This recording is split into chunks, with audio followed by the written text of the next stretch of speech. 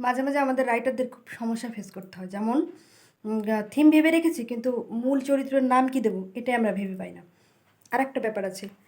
লিখতে, লিখতে আমরা হচ্ছে প্রেমিক-প্রেমিকার বিচ্ছেদ ঘটিয়ে দিই এবং কাউকে মেরে ফেলি, কারো অসুস্থতা দিয়ে ইত্যাদি, ইত্যাদিতে তাদের লাস্ট অবধি তাদের আমরা কিন্তু মিল করাই না।